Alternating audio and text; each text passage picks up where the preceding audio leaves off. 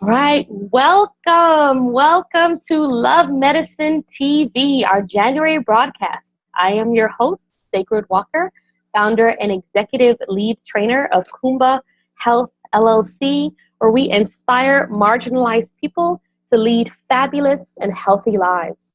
Thank you so much for joining us today. Hope you brought your delicious cup of tea, cozied up this evening. I have a couple of fabulous guests today and conversation partners who are as well drinking their delicious teas. And I would love to welcome both Dr. Michelle Lewis and Dr. Amori Kofi Robinson to this broadcast. Thank you so much for being here. Cheers. Hello, thank you. Hello, it's Amory, by the way. Amory, my apologies. Thank you so much for correcting me, Amory. Welcome. So today's topic is LGBTQ people of color health matters. And LGBTQ, for those who don't know, stands for lesbian, gay, bi, transgender, queer, and questioning. All right. So welcome to this conversation today over tea. So I wanted to take a moment to welcome and ask both you, Dr. Michelle Lewis, and you, Dr. Amory. Woohoo! It's a loving broadcast where we can love each other through. Amory Kofi Robinson. Dr. Robinson, to just take a moment to say a little bit about yourself, your background, and how we know one another. And I invite you to go first, Dr. Lewis. Hi, everybody, and hi, Sacred. Thank you for inviting me. I am Michelle Lewis, and I am speaking to you right now from North Carolina, but I am a native of Virginia. And I met Kofi Marie several years ago. I believe it might have been when we worked together on a symposium that was at the American Psychological Association. And I subsequently met Sacred through Marie, I believe. And so we then worked on something together for the Association of Black Psychologists. And so, we just been bumping into each other since those times, and we find our way to each other and always looking for ways to work together. I love working with the two of you. So whenever you all, want me to do something with you, I'm going to be there. Thank you. Welcome. Absolutely. And thanks for continuing to build with us. Yes. Absolutely. And Marie, Dr. Robinson. I was born and raised in Detroit, Sacred, all my life. And I'm a homeowner here. And I've served as a clinical psychologist since I got my PhD at University of Michigan in 1996. Boy, what a day that was. And I've been working in the criminal justice system, actually. Past 11 years, I've been working in the juvenile justice system, working with teenagers who are adjudicated. And I also do some side work as a psychotherapist at Northland Clinic in Farmington Hills, Michigan. I also teach and do clinical supervision at the Michigan School of Professional Psychology. Also do cultural competency trainings for mental health professionals and also educators through the Michigan Department of Education. I do a lot of stuff. I'm also a community organizer and co-founder the Ruth Ellis Center for LGBTQ youth in the Detroit metro area.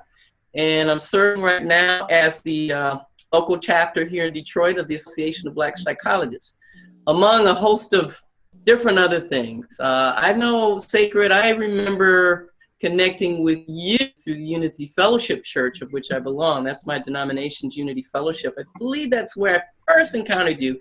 And then at the NIA Gathering, which is a Black lesbian retreat in California. And I know we always met on the dance floor. Something about that dance floor, we got on that dance floor and we just showed up. So I think that was my connection, and later on the connection grew, and I'm grateful for it. Thanks for having me on your show. Oh, thank you. Thank you. And thanks for sharing that very rich background with us. And it's definitely been an honor knowing you over these years and for being the bridge builder for so many, including the opportunity to be able to get to know Dr. Lewis as well. So thank you all for being here today. And for those out there who are with us, yes, we are holding space for LGBTQ people of color health matters this evening. But please go ahead and shout out now for a moment. Where are you from, and what tea are you drinking? And we want to make sure that we include everyone who is watching today and know that we believe that all of your voices matter as well. So thank you so much for joining us across the country. Cheers. All right. So this is going to be a very casual and open and honest conversation. And, as, both of you mentioned coming from all over, and I'll say that I'm here coming in from New York City and holding down space today in Newark, New Jersey. And before I actually open up, I want to mention that I am a minister, an interfaith minister, and I am as well a master's level holistic psychologist. I have a private practice where I offer individual and couples coaching and as well have a specialization in advanced training in drama therapy. So I incorporate healing arts into my practice. And through Kuumba Health, we also offer retreats, but we'll talk about that a little bit later on. So I am today holding down my tea in the strong state of New Jersey. All right. So just for us to open up today, I would love for us just to start off a little bit light, just to share what tea are you drinking before we open up the conversation. So what tea are you currently holding right now? And why? Currently, I am holding green tea, but my favorite tea is vanilla chai, but I'm not at home where I have that. So I have my green tea here, which is it's a great substitute. Mm-hmm. Yeah, nice. Welcome. Thanks. What are you drinking over there, Dr. Kofi? I'm drinking one of my favorite, and I gotta say I cheated because I didn't make it myself. I got a Big B coffee, so but it's chai latte with soy with extra flavor. And I tell you, they make the best chai if you got a Big B. This is not a commercial, but it is quite tasty. And I'm down for the Motor City, Detroit. Nice. That sounds delicious. Oh, yum. Well, chai is also one of my favorites, so I'm loving the fact that you're drinking chai. I'm drinking bergamot, which is like an Earl Grey brew. It's really good for reducing anxiety and bringing in ease. And I just recently discovered this. It's like heaven in a cup. I really love it. But I usually am a chai with a little, I'm Jamaican, so I usually put a little condensed milk inside to make it nice and sweet and savory. But this is bergamot. Mm-hmm. Yes. So. Sounds good. Sounds good. Yeah. Yeah, especially with the condensed milk. Chai with condensed milk. Mm-hmm. Yeah. Okay. Yes. I'm going to try that. Yeah, please do. Please do. And come back and report back. Maybe on another TV broadcast about what you think. Yes. Well, so tell me, what communities, we're going to have a little conversation, open dialogue about, what communities do you feel responsible to? Like, what communities are the ones, you started us off a little bit, Dr. Kofi, about the communities you feel responsible to. But tell me more about what are the communities you feel responsible to, and specifically, what is one stressor you are seeing arise in that community, and as it specifically pertains to LGBTQ people of color health? What is a community you feel responsible to, and what is one stressor that you see arising at this very interesting crossroads in time right now? Well, I consider my community as being pretty multifaceted on a lot of intersectional levels. And it's hard to hone in on one community that I belong to, because I belong to so many different sub-communities, as a woman, as a Black woman, as a human being, as a lesbian, as a African-American, as a Black lesbian, and I can go on and on, as a Black gender non-conforming lesbian, and on and on and on and on. And I have a particular, I guess, tendency to be protective, particularly of Black LGBT youth. And I can do a whole dissertation on why that is. But just to put it briefly, I think Black people, just as a people, we have a lot of stressors going on, a lot of multifaceted, multiple levels of different stressors. And I really think that we're suffering, a lot of us are still suffering from what I have learned about in the last few years from Dr. Leary, I think it's Joy Leary, the post-traumatic slave syndrome. And it just keeps making more and more sense as I see us now as a people encountering not just direct trauma, because that's one thing I'm focusing on too, but also secondary trauma too. You know, as we're watching TV and we're seeing, you know, what's going on with the police brutality with our young Black youth, we're seeing it over and over and over again. And we're experiencing that trauma vicariously. And over time, it accumulates and does something to us. And many of us, I'm finding out from my practice, don't have opportunities or feel safe or vulnerable enough to really express what they're feeling or even realizing the trauma that they've been enduring. And so if the trauma is not addressed and it's not treated, then we're walking around with these wounds, you know, these untreated wounds, and it affects our relationships. It affects the way we treat each other. It affects the way we respond to different things, even the racism and the sexism and the homophobia and the transphobia, all of that. And we need to be healthy and strong.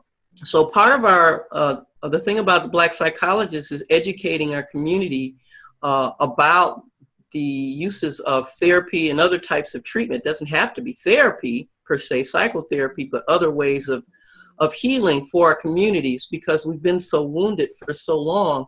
And some of those wounds have been passed over upon generation. When I saw Fences, I mean, I don't know if you've seen that movie Fences, but go see that movie, because it talks about if your trauma is not healed, then you can pass that along to your children. And sometimes we don't realize that. You know, we're treated a certain way, for example, and we treat our children the only way we know.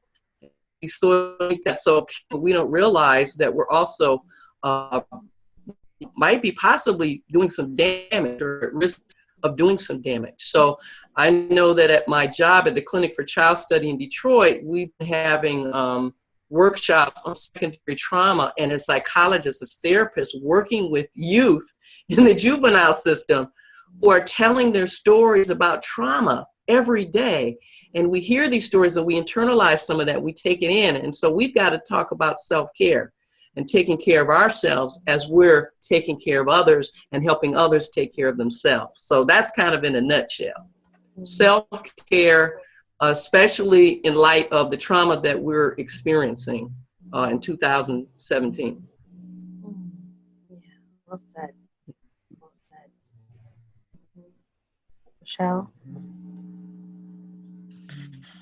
I belong to the same communities that Kofi mentioned, of course, all those intersecting identities of being a Black woman, a lesbian, and so on and so on.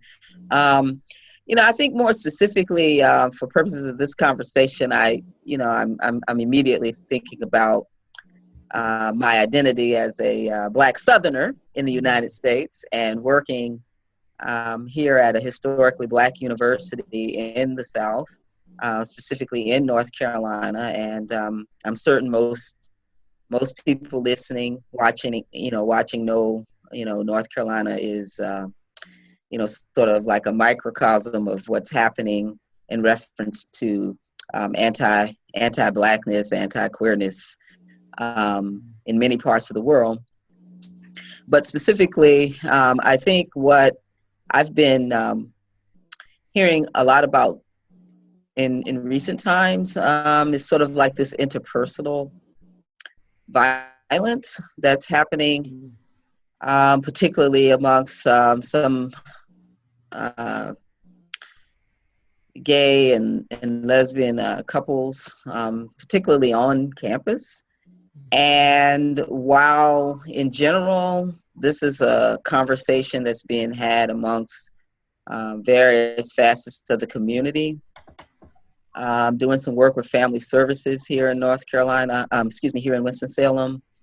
Campus police is involved, but there's still, I think, sort of a lack of understanding as to how to really engage with couples who are not heteroattractional.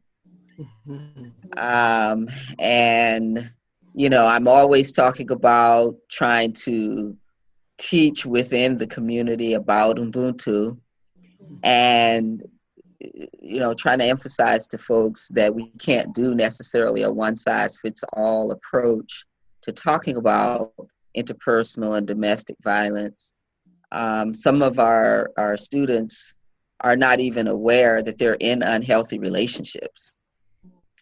They don't know that if they're getting excited over watching something like 50 Shades of Grey, and they get excited over watching this sort of pop cultural references featuring white characters, and as Kofi mentioned, post-traumatic slave syndrome. You know, you're watching all these images, you're taking all this stuff in, but you don't even know what a healthy relationship is, right? No one's talking to you about it. You haven't seen it modeled to you. The authority figures, the elders, the people on campus who should be your resources don't even know how to address these issues inside homo-attractional relationships. And so I'm really trying to be more of a voice and a resource on campus to kind of address that issue, sort of what's been on the forefront of my mind more recently, because I've just completed a workshop with a group that I pulled together on campus to actually strategize on how to intervene with this particular issue. Absolutely. It sounds like there's so many intersections with what you both shared around interpersonal violence and, you know, and same-gender loving relationships and the ways that there aren't healthy models that are out there, and, you know, and really looking at what pop culture represents and how those can be emulated. And then you speaking more deeply, Kofi, about the ways that the juvenile justice system and looking at some of the stressors, not just with the young people in the juvenile justice system, but also the caretakers, those service providers who are, you know, experiencing the vicarious trauma. And, you know, just to build on that, I feel like, you know, there are ways that I feel very connected to both of the communities that you're referring to, and I would love to, you know, dialogue with you more about it. I know when I was working in New York at at an LGBT health center, we created these laminated panels that were opportunities for people to get some examples of what does a healthy relationship look like. And I found again and again, I found a number of my clients were either trans-identified who had gone through the juvenile justice system, who, as a result of going through the juvenile justice system, came out and ended up in abusive relationships because of the fact that they were being told both by society and by churches that they deserved the abuse that was coming their way and that God didn't love them. And so when it was conversations around taking care of your health, they were definitely proactive around some of the treatments that are out there, but the sense of feeling like they deserved to attend to their health, that they deserved to be in healthy relationships was a part of the therapeutic support that they needed. And that doesn't mean across the board. There are plenty of trans-identified folks who are not sex workers. There are plenty of trans-identified folks who are leaders and powerful folks in the community, or who are sex workers and powerful folks, and it's layered, right? But for those who did not have models in families where they knew that they were cared for, their spirit was cared for, that their body was cared for, oftentimes did not have the healthy models that you're referring to. And so I 100% agree that there needs to be more training around stress management for both service providers and for professors who hold a lot of what comes to us on a day-to-day basis as a result of becoming those containers. And in a way, second families for many LGBT people of color who need that,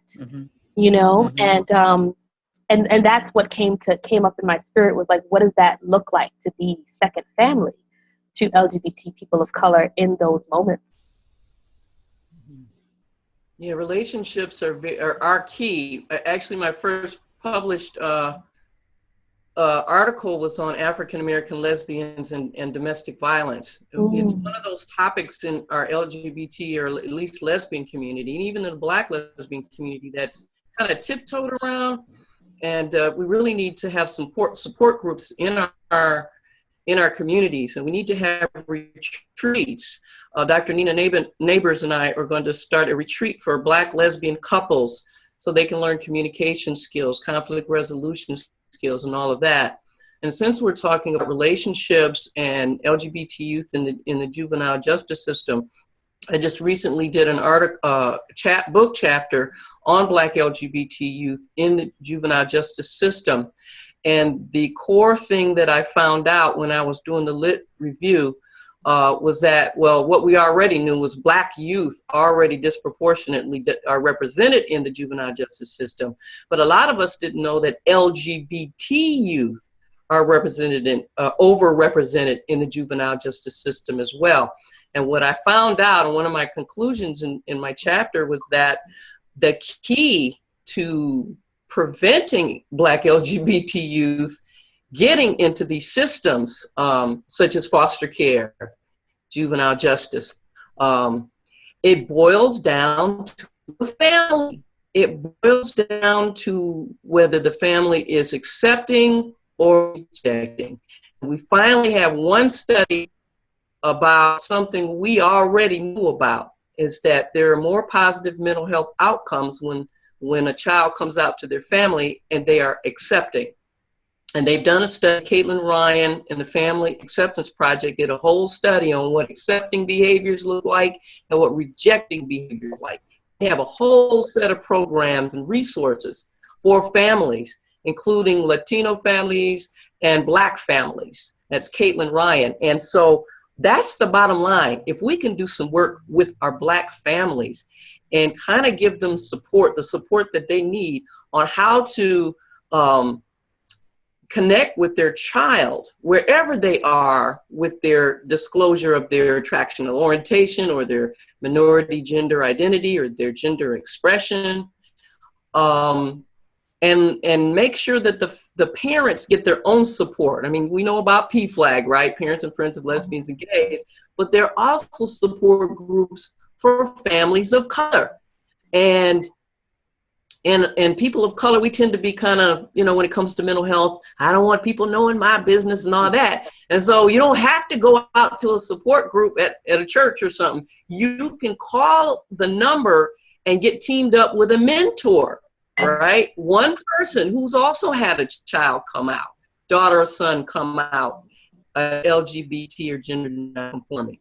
So there are resources out there for families. But if we can touch families, and that's one of the reasons why I really applaud the Ruth Ellis Center, because not only do they address homelessness and our LGBT youth being displaced because they've been rejected from their families, but they've also started a family reunification model for youth, where they bring the families together to sit together, to talk together, and to learn how to communicate, share their feelings, understanding, building more compassion among family members, so that the kid can stay home and not have to be out in the streets at risk for being arrested because they're out on the streets by themselves with no adults, right? So relationships, I believe as a Black community, as a Black LGBT community, that we can really, really look at. And I don't want us to forget about the resiliencies, though. The resiliencies and the coping strategies that have been developed by Black LGBT youth that we often forget sometimes. They've creating their own families, for example, their own kinship families. We even have studies that show now that that's one way that Black youth can survive, is by creating their own families. You know, and at the Ruth Ellis Center, they do something called voguing and jet setting and all that. Those kinds of things to help get their feelings out, their emotions out. There's all sorts of ways that young people, through support, through social support, can survive regardless of the adversity, regardless of getting rejected or kicked out. Somehow they find a way, just like our ancestors found a way, right? You know, we got this new presidency coming up, and it's like, our ancestors have been through worse than this. I know, I had to convince myself of that, but the resilience of our people is something that I always have to keep as a foundation, right?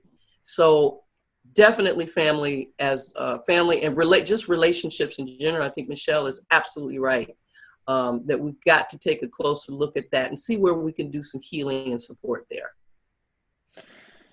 And, you know, and I guess, you know, I'd like to, I guess, sort of follow up with that by saying, you know, all of this sounds wonderful about, you know, the Ruth Ellis Center and the groups that you mentioned that might be more culturally sensitive to youth of color. You know, I'm so like, I think I have tunnel vision though. Like when I'm listening to this stuff, I'm like, Dr. Kofi, this is great. But in the South where I am, like you're in Detroit, you know, Sacred, you're in Newark, and you're in New York. I'm saying, you know, I think that it's wonderful. I do see the resilience that you speak of, Kofi. I see it. It's here, and the strength, you know, that we build upon from our ancestors. I see it. Even if the youth don't know that they've got that to build upon, I see it. It's just that I sometimes feel like a whole segment of the Black LGBTQ community is overlooked in the South, because we don't have those same vibrant centers that we can go to. I mean, a lot of the LGBTQ centers that are in places in North Carolina, of course, are going to be in the larger areas like Charlotte or Raleigh. And then, you know, usually they're predominantly white attendees, supporters. And so we do have organizations like SONG, Southern on New Ground, and they're fabulous. It's just that I feel like if we could galvanize the historically Black universities that are in the South, you know, that's where they are. And North Carolina has the largest number of HBCUs. And today's population of Black queer youth, I do see a little bit more openness, you know, being out early, never really having been in. But when you really get down and start talking with them, you will hear some of the same issues from when I was their age. Internalized homophobia, wanting to make other people comfortable over and above your own.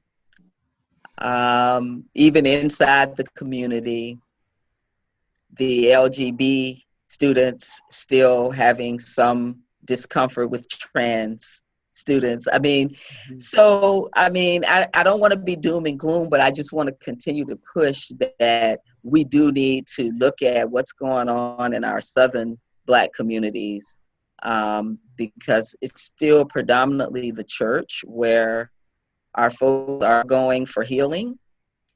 And so I would say HBCUs and Black churches in the South, we need some programming inside at least the campuses and churches that have a little more openness to working with us. Maybe that's something in the AP side we could start looking at. Yes, I think that's a great idea. Yes, absolutely. And I'm wondering if, in addition, because I think that there is sometimes an assumption that if you come to an inner city and you are in an inner city that is historically somehow seen as progressive or what have you, that it'll be a little bit easier.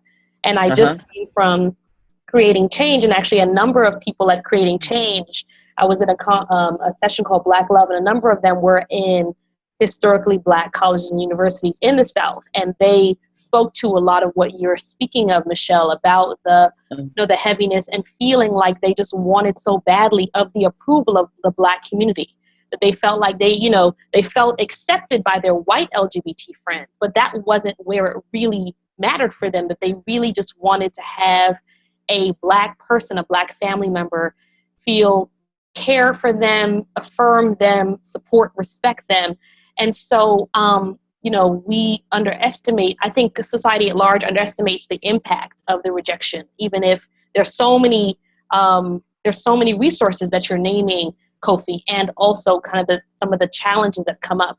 And I know that in New York in particular, in the Caribbean communities, especially the Caribbean communities that are religious, even in all the ways that New York is so progressive, we see again and again people who are feeling disconnected from their families. And one thing that I would want to encourage for those who are listening in, who are from any of these communities, to really, really look at this is about love medicine, right? In the way that we show up in the world, and the impact as a parent, as a mother, as a father, as a complex family, as a layered family. Look at what it means to accept and love and embrace your child as they are, and the impact, the resonating impact of that, like the how much acceptance means to your child, your family, how much that will affect their growth, development, their trajectory, etc., life choices, behavioral choices, all of that. And even in all the ways that there are so many young adults that I've worked with that will create these alternative communities, the moment that they feel accepted by their family, so many things open up, academically, socially, spiritually, etc. And so I love the idea of being, figuring out a way to be a bridge to the universities, to the, nonprofit social institutions, and to the church, so that there can be more loving conversations that help families know what it looks like. Just like we were talking about earlier, that it's so hard for same-gender loving individuals who are younger to often have positive models. I think that there aren't frames that help families know how to navigate. How do you hold when your child comes out if you aren't an accepting, affirming family? And so creating some tools, some ways that families can have deeper understanding, so that they don't just resort to rejecting biblical text that have been actually used against us generationally for years, that justified slavery, that justified all kinds of other things, now justifying and perpetuating hate in our families.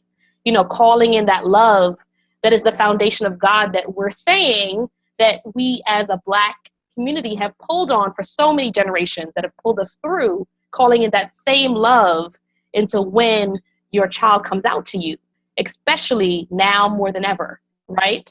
When we see so many things happening in the community. And so I'm curious, how do you both define and understand the role of love, or how do you define love in this context? Whatever that means for you. What is love in the context of the way that you show up, or the way that it shows up in your community? What does love look like? I think what you were just saying, what resonated with me was just, being there. Because to me, You don't have to, in any relationship, of course, 100% agree, if we want to use that word that people use, agree with, who somebody else loves, right? But you need to be there. I think being there is important, because a lot of feelings of isolation, I think, start with not feeling that love of having had a community, or even before that, on a more micro level, inside the nuclear family. Because as Kofi was talking about acceptance and rejection earlier with the study, um, I've heard from a lot of the young people I work with, well, they do feel somewhat accepted, right? If they haven't gotten kicked out, right? Because I know in a lot of Southern Black communities, in many cases, they're not thinking about kicking their kid out of the home. Not saying it doesn't happen, because it does, but that might not be the way rejection looks to them. It'll be more something like, of course, I still love you. You're my son, you're my daughter, but don't talk about that part of who you are, right? So that's still rejecting, but you can talk to the individual and they might say, well, I know my family loves me because they didn't abandon me. But what they're missing is that that's not loving you wholly and entirely for who you are, right? It's not a radical love where I love you just because you are, And so for me, I try to show up with radical love, whether it's somebody who's biologically related to me, or whether it's, someone I'm working with in a professional capacity, or someone I'm trying to, just, be cordial to. For me, I use that term radical love quite a bit. Mm-hmm. Mm-hmm. Thank you for that. And you're probably fascinated with Caitlin Ryan's work, because they talk specifically about what accepting behaviors are versus rejecting behaviors, and it's so very complex. You're absolutely right. It's not one thing, but it's different things to many people. And oftentimes when I work with LGBT youth in family therapy at the juvenile, it's a clinic for child study, but it's a juvenile court psychiatric clinic. And a parent may say, oh, well, I love my child. I accept my child for who they are and all of that. And the child is not feeling it. They're not feeling the love because of some other behaviors that the parent is doing. Mm-hmm. They may say they accept their child, but a child knows when they're loved and when they're nurtured, and when they're valued and when they're validated, and when they're not silenced. That's so important, what you said. But Sacred, getting to your question, love spiritually for me, and that's what drives my work, I guess. Spiritually for me, I have learned through my denomination that God is love, and love is for everyone. It's for everyone. God is love, and love is for everyone. It's unconditional. It doesn't depend on how you identify, who you are. It's there for you. And in our community here in Detroit, there are some different expressions of how we love one another. I would say one way would be through the groups and organizations that we start. We've got an Adoti men's group for gay men of African descent. We've had groups like SPICE and the A Lord Collective. We've had other types of organizations, LGBT Detroit, Hotter Than July, which is our Detroit Black Gay Pride. And love of self is something that is really hard for us too to come to grips with. Knowing who we are and loving who we are and realizing the greatness that we have within us.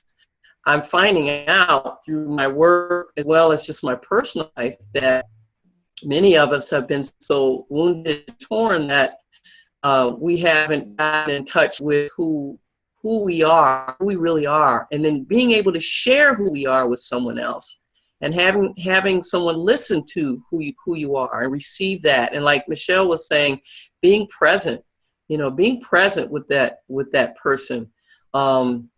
And even when our organizations get together, and we know we love the work that we do, we love the people that we're serving, we love the goals that we have, the mission of the organizations and what have you. Sometimes that interpersonal, or what do you call, infrastructure kind of gets torn away because we forget that this work is about love. We're in it. We're attracted to this work because we love what we're doing. We love the people that we're serving. And so sometimes when we lose sight of that, we hurt for that some kind of way. And then people drop out, and we don't have an organization.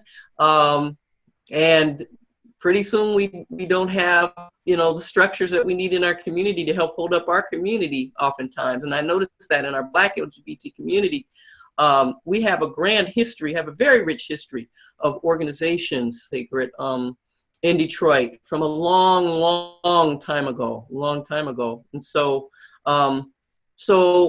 I think it's time that we do some, I guess, evaluation or reevaluation of where we are as a community and get back in touch with the love that really planted seeds for these organizations in the first place, and finding those missions and what the goals are all about, speaking our truths, serving our people. So I don't have biological children of my own, but the children that I work with in therapy and certainly in my personal life, they're my children. And I'm very protective, unapologetically protective of the youth that I serve and that I work with. So that's it for me. Yeah, powerful. Some of the words that stuck out to me were protective, present, remembering the mission. There are certain words that jumped out at me as you were sharing that resonated so deeply with my spirit that I'm just like holding and being still with it, kind of bringing back to what brought us to this work in the first place. And that is so central and so true, and it's in what you both have shared is so pivotal in this mission around love medicine. And I want to thank you specifically for the word presence and what you were talking about, people dropping out of this work, coming to it from a place of love and really wanting to give, and then feeling so overwhelmed, and then leaving it, and sometimes those structures shifting and changing. We at Kuumba Health do trainings around what's called compassion fatigue, where you take on so much and your heart is in it, and then you're right before the step of burnout, and then it impacts your health. And you start to see certain signs where you feel exhausted, you come home and you go right to bed, or you isolate, and sometimes use things to self-medicate in a way that may not always be in alignment with your highest calling. And so looking at addressing that is, what I'm hearing is so central to love. And something else that you said stuck out to me when you both were talking about kinship models was about what does it look like to be present. And you said, Michelle, you said radical, like radical love, radically inclusive. Like, what does that look like to be so open and so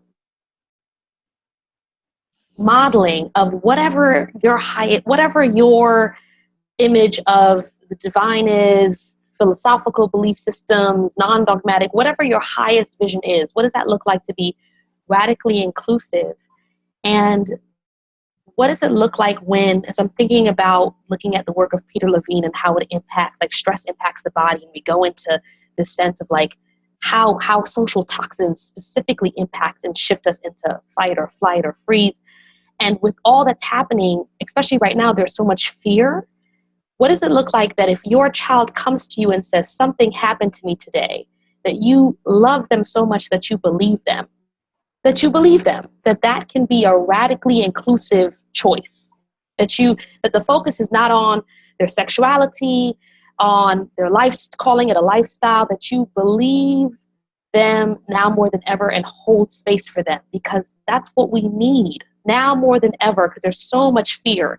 And so when you said radically, like radical love, radically inclusive love, that really stuck in my spirit. And it spoke to what you said about the God is love and love is for everyone. That is that radical love. And so I'm so humbled in hearing you, and I hope those who are listening are taking in the deeper layers of this, right? Of what is being shared today. But I had to speak on that. Yeah, I had to speak on that. Thank you both. This is so rich. Thank you. Absolutely. What is one way that you show up as the love medicine that the world needs in your day-to-day? What is one way that you do that? And how can we support you to do that? How can those listening from, Seattle to Singapore, wherever you're showing up, how can we support you in being the love medicine that the world needs? Well, for me, what comes to mind about that and being present, it's almost like a gift that you give to somebody. Something that you receive, but it's also a gift. It's very mindful. It's intentional. It's being mentally and emotionally present. It's lending your ear. It's sometimes giving reassurance. It's sometimes giving nourishment, emotional nourishment, having and speaking kind of even in an emotional language of sorts. It's sort of like giving reassurance and safety, like you were saying, sacred, holding space.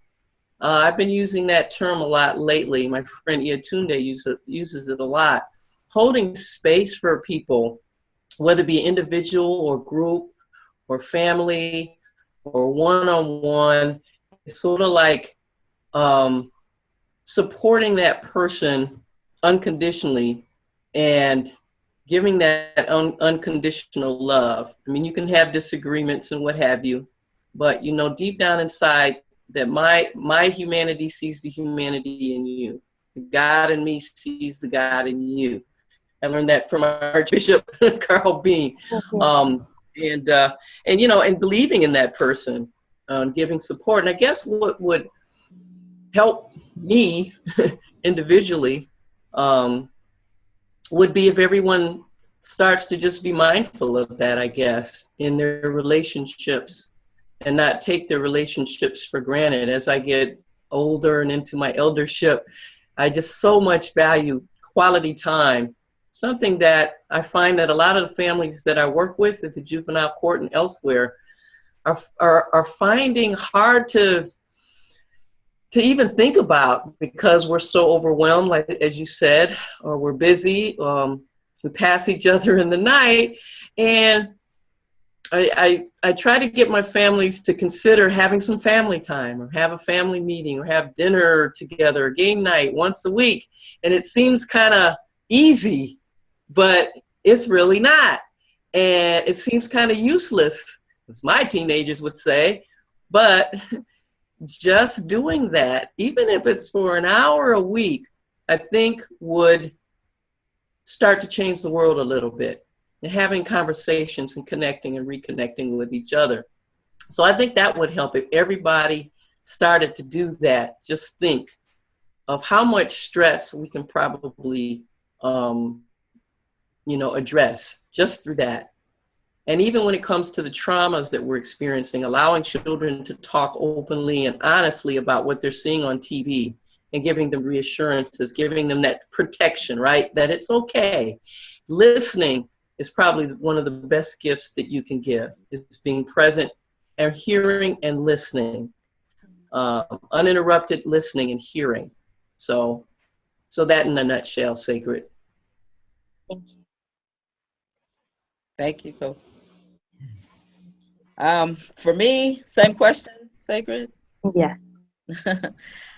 um, well, I would love to be supported in being able to um, have folks be more mindful about why gender hangups trip them up so much, right? Like Yeah. instead of looking at this soul that is coming to your family as a gift, and this soulful gift may turn out to be, a complete game changer in the world, right? And if you happen to have gotten a little LGBTQ soul birthed into your family, just be mindful that someone taught you at some point that this was shameful or this was something that you might or maybe should reject, and that there are other people of the world and other times where such a soul would have been viewed as a gatekeeper Yeah. and truly a gift to the community, and that people would have gone to this individual for guidance. And you are potentially destroying Mm. a very sacred and beautiful gift. So if I could have that conversation with more people and just have them, as Kofi just said, really listen, and really hear that, and go do some research. I mean, you don't have to take my word for it. You can go find this information. So Yep. that's what I would find helpful in the spirit of this like radical love, and everything else we've been talking about. Absolutely. Well said. The more we show up in those radically loving ways, the better our health outcomes will be. Hmm. So humbled, so humbled. And so, what I would love to now, the juicy part. Now, we've had some radically loving, juicy, delicious conversation over delicious cups of tea. Cheers. All right. Okay. So now, to close out, I would love to hear what is one gift that you are currently bringing out into the world. Dr. Kofi just came out with a chapter in a book. Would like to highlight. I know Dr. Michelle is a powerful writer and constantly bringing out amazing things into the world. And I have some things coming up with Kuumba Health. So you can just share one gift that those who are watching can know about, so that we can know how to support these dynamic movements. Mm. Well, you go first, Michelle. You first. Well, I I have been in academia since 1992, and there's aspects of it, of course, that I still love engaging with the students. But I'm actually really interested in getting involved with some more grassroots types of stuff, particularly in terms of educating folks a little more in the community outside of the academic setting. And so, if I can, Sacred, I think you told me, can I just type here? Yes, go for it. Okay. I'm trying to reach people through another mechanism, and so I'm trying to promote liberation psychology. Mm. And I was already post grad before I even learned about it, so I've been doing a lot more educating on a grassroots level. And so I kind of have that site that I have recently put together just to try and reach more people outside of necessarily my university life. So I welcome anybody to join me, and yeah, connect. Connect, connect, connect. Yes, definitely connect. And as you can see, she is an absolutely warm and welcoming presence. So please, absolutely. And then I will also include that on our next listserv that's getting sent out tomorrow as well. So, Thank you. Yes, our pleasure. Thanks for being a part of this diving in tea time process. All right, so we see you've written the book that's coming out, Black LGBT Health in the United States, the Intersection of Race, Gender, and Sexual Orientation by Lourdes Fales and Jonathan Masseter. So it's up. Oh, there it is. Woo! Okay. All right. It's happening. This is called Radical Celebration. And let me say, I got my copy last week. It showed up here in my box last week, and I was so excited. I was so excited when I saw it. I was like, "Oh my gosh, it's here! Look!" Yes, my mama was the first to get a copy. Right on. All right, that's right. It's groundbreaking for sure, and it's so needed. It is, absolutely. And Dr. Lasseter came and spoke in November here at Winston-Salem State, and he was so dynamic. So I know it's probably, people are going to be excited to read that. Yep. Absolutely. And look for chapter 1. I don't know why they put me in chapter 1. They put me in chapter 1, and that's the one on LGBTs in the juvenile justice system too. Yeah. So thank you for that opportunity, Sacred. And I also put up a website for the Ruth Ellis Center as well. I always promote that, and please go to the website and check it out. We could always use your help. We're a nonprofit organization doing a lot of meaningful work, and we just opened up a health center, the first of its kind, Sacred, for LGBT, specializing in working with LGBT youth who might be homeless or at risk. So please come visit anytime you're in Detroit. Come on by the Ruth Ellis Center. And it's in Highland Park, Michigan. Shout out to Highland Park. Raise the roof on it. That's wonderful. That's wonderful. Well, congratulations. And absolutely, folks can go to the website and go ahead and donate and support our community.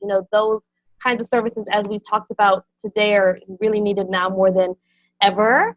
And I will give a couple of shout outs, and I'm going to pass the mic to Michelle and Kofi so that you guys can give me the raise the roof when I type it out. All right, you ready? Okay. I should have brought my drum. You should have brought your drums. Drum roll. You can't drum roll on the teacup. It's not good for the teacup. I know.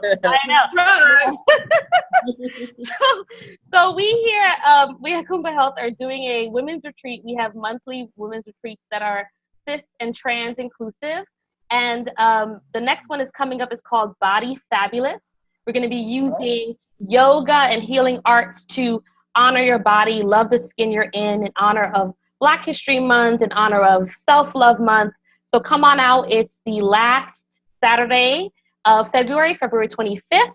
And I will type out the link. And for those who see this link, I'll also give a promo code so that you can get 15% off just for being a part of this conversation. And it's a half-day retreat for you to come and just celebrate and move, no experience necessary, but just to relieve your stress with all that's happening in the world. And it's called Women Rise, because we hold you after you continue to rise, all right? So you can continue to rise as bold leaders. All right, so I'm going to go ahead and type that out now. Hold on. Women Rise Body Fabulous.eventbrite.com. All right, so you can go ahead and look for that. And then I am available for consultations for individual and couple support using healing arts. And if you would like to set up an initial consultation, you may do so here.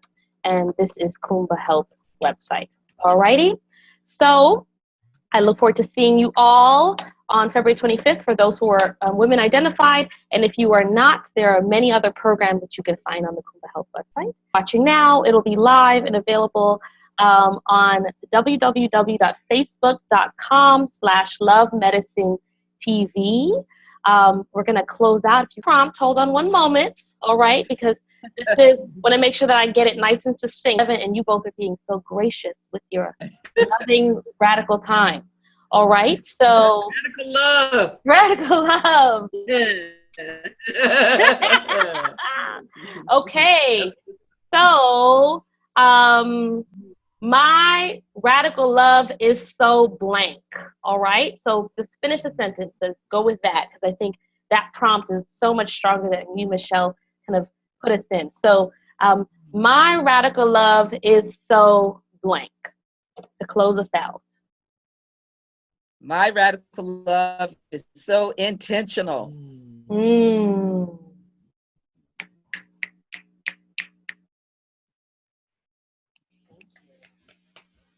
Oh, me.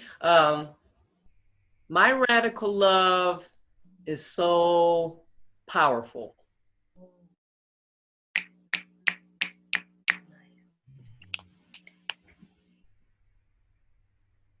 My radical love is so transformative.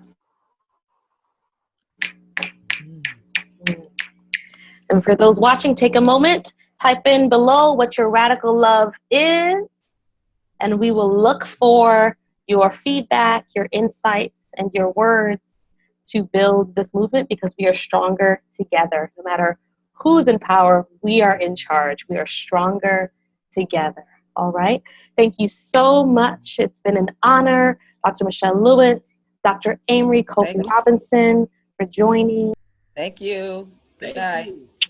Thank you. Good night, everyone. Good night.